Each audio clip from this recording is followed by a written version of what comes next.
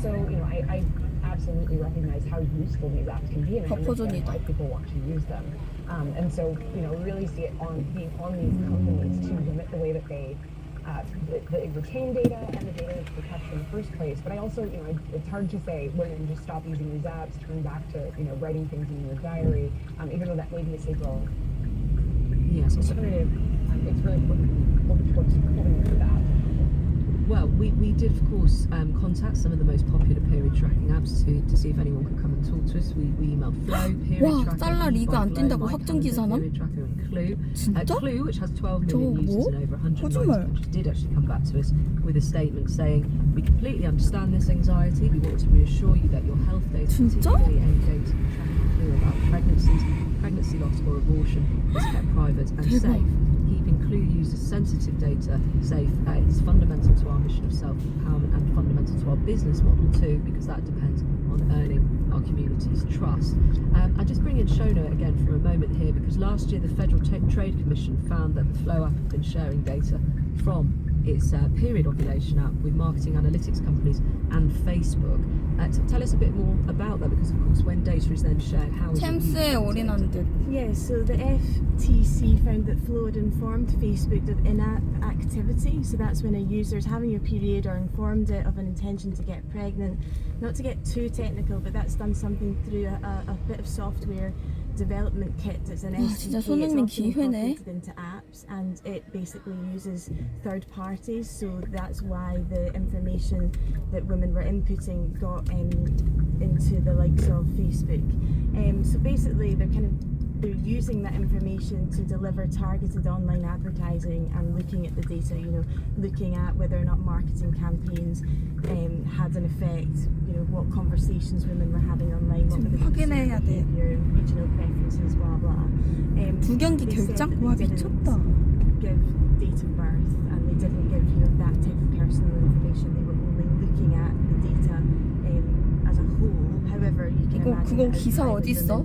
find that okay, my health information could potentially 결장 가능성. in Google.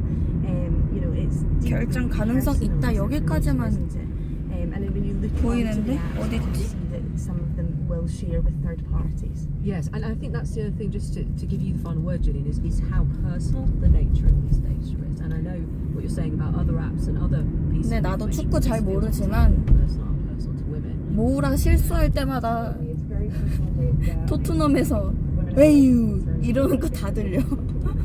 에이유 이러면서 옆에서 아니 다시 뒤로 주지 말고 앞으로 줘야지. And also just to say there's a hope, of course, by sharing, which some have said in these businesses. 경기장 안에서도 민심좀 안 좋았어. Understanding, medical research.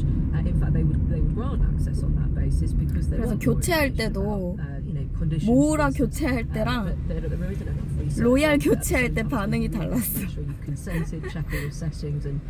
막 로얄 교체할 때 사람들 막 일어나가지고 막 박수치고 그랬었는데. Click through, don't really read and say accept.